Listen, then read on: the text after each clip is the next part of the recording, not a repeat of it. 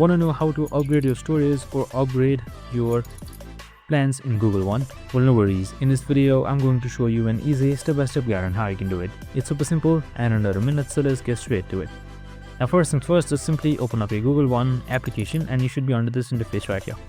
And now upgrading is super simple. So as soon as you open up, you can just simply see this upgrade icon right here. So if you don't see it, on the bottom right side, you should be seeing benefits. You can just simply select that and your upgrade should pop up right here as well.